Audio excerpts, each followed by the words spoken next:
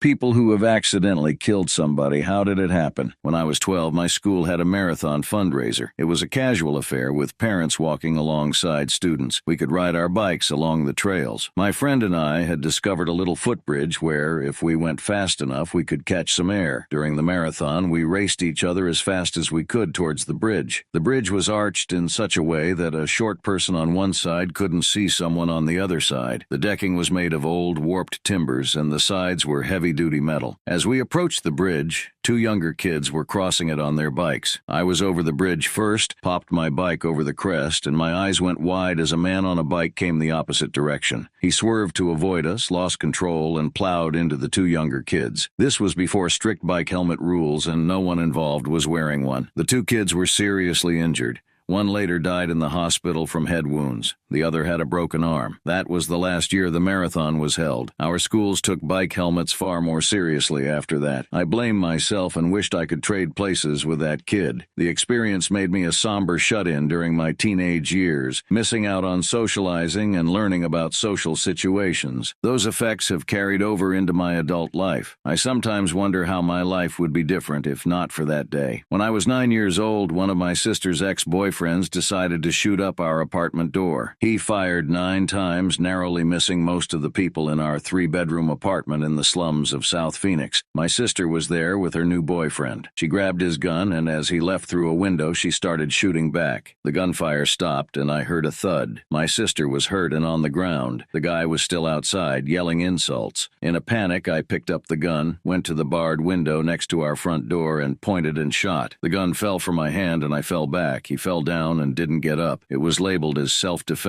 My mom wasn't home, and I didn't even know my older sister was there with someone. I just woke up to chaos. I don't think about it much anymore, but I don't feel guilty. It was a moment of pure instinct. When I was 12, I was riding my bicycle to my grandmother's house on a big avenue in Mexico. I was on the right lane with cars passing by on my left and parked cars on my right. I was riding a big and tall bike when a guy on a bicycle came from an intersection on the right without stopping. He was turning left, so he came straight at me. I was riding really fast, and we collided head to head. I remember waking up dizzy, looking at the handlebars and the front tire of my bike, which were all messed up. I had apparently fallen over one of the parked cars. The other guy, who looked in his 40s, hit the ground with his head. There was blood everywhere, especially from his ears and mouth, which I remember the most. His eyes were open, but he wasn't moving. Lots of people gathered around him, with just a couple of guys checking on me, telling me not to move and to relax. I had lots of bruises and a concussion. I left the scene and went to my grandma's house, where my parents were. I told them the story, but they didn't believe everything. We went back to the scene just a couple of blocks from the house, and everyone was still there, with a couple of ambulances and cops. The body was covered with a white blanket. My parents talked to the cops about what happened, and that was it. They got my parents' information, and apparently that was it. I didn't ride a bike for years after that. I sometimes think about that guy's face and feel sick. Seeing a dead person in real life is very different from watching videos. I don't feel remorse. I see it as the accident it was, but it still haunts me. I was 18 when my life took a dark and irreversible turn. One ordinary day, I was driving and struck another vehicle. I didn't see them in time. The collision was severe. Inside the other car, a husband wasn't wearing his seatbelt and had been drinking. The impact was so violent that he was decapitated. His wife's screams from that day have never left me. They echo in my nightmares. For 5 years after the accident, I spiraled into a deep depression and heavy drug abuse. The weight of my actions was unbearable. I tried to reach out to the family to apologize, but they never responded. Life went on, but the guilt remained a constant shadow. It wasn't me directly, but it still haunts me deeply. I lived in a rough neighborhood, and one day my friend called me, terrified. He said some guys were following him and wanted to come to my house to chill for a bit. He asked if I could meet him halfway because he was scared to walk alone. I dismissed his fears,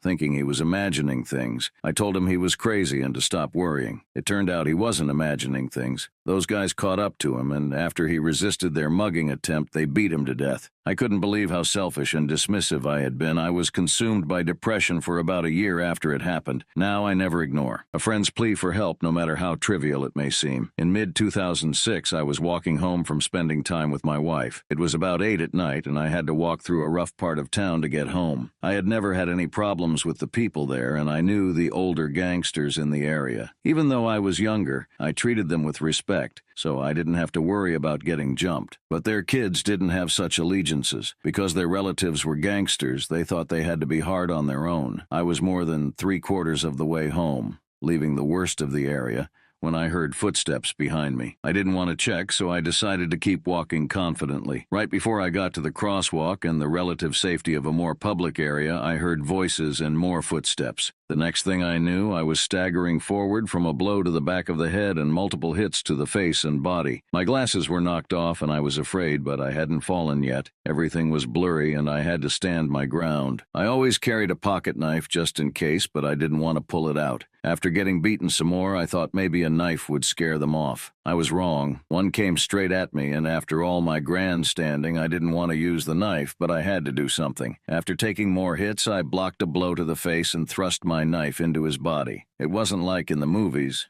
No squirting blood, no screams for help, just yells of, oh shit, and running. I don't know exactly what happened to the guy, but I'm pretty sure I got him. The blade broke off, and I threw the handle into a dumpster at a middle school down the street. I took a shower and tried to forget the look on his face. It was confusion and then terror. I live with the memory, but it was self-defense. Throwaway time. This happened over 20 years ago, so the statute of limitations is up. I think I ran over someone. I was driving to a school dance through heavy fog when I felt something under my car. I thought it was large branches and kept going because my car kept going. Later, they found a body in the road. He had been heavily intoxicated, dragged into the middle of nowhere, and left for dead. His friends were charged with murder. I kept quiet, fearing a manslaughter charge since I had just turned 18. Later, I learned he had been run over multiple times. No one came forward, and to this day, no one I know went to jail. It's something that stays with me, a haunting. What if scenario? My parents were in a weird separation state, and it had been volatile for about 6 months. One day, things got physical, and my dad went to jail. He then stayed at my grandma's house. My mom stayed in the house until September. She had gotten a restraining order, but decided to get it rescinded. Success, but then she moved out. My dad was deeply depressed during this time, maybe hoping they would work things out, but she had already started seeing someone else. It was around Christmas, and I was out with a friend and her mom. I came back home to a dark, silent house. No one answered the door or the phone. The next morning, I found out why. My mom had come over to get some cookware to cook a meal for her new boyfriend, and my dad, in his deep depression, lost it. He shot her to death and then killed himself. I was out with a friend while my parents were dying. I slept at my friend's house right next door while they were dying. I was 8. I still haven't forgiven myself for not being there because maybe it wouldn't have happened if I was home. I hate Christmas, and it's even worse since my grandma, who always called me every year on that day to make sure I was okay, passed away in January. We were on the scene of a fully involved residential house fire. Our fire department is small, and we do what we can with what we have, not necessarily following official guidelines. 3 of us were doing the initial search and rescue. County Fire, crawl to my voice if you can hear me, I called out. I was clearing a room when I heard one of the other firefighters, let's call him B, say he had somebody. The next moments were a blur. I was heading toward B when he ran past me, and suddenly I heard several loud pops and yelling that we had shots fired over the radio. I hauled ass. Does anyone know what sound fire on wet wood makes? Apparently, the man was sitting in a recliner threatening to shoot B if he didn't get out of the house. This 1,800 square foot 3-bedroom house was fully involved with exposed flames. The man swung at B and went to reach for something. That's when the fire, licking the wood, heated some trapped water, turning it into steam and causing the wood to pop. It was treated as a possible assault, but no charges were filed. The man burned to death in his home. Investigations showed there was a weapon in the house, but no ammunition. The autopsy revealed the man was very inebriated. B goes to counseling often, but is slowly getting better. Loud noises still cause him issues. He honestly believed he was being shot at. When I was 20, I almost killed someone, and it's still very traumatic. A girl came to visit me, and my roommate, the girl, and I went out to get food at about 9 p.m. I was driving with her in the passenger seat, going down a 4-lane road,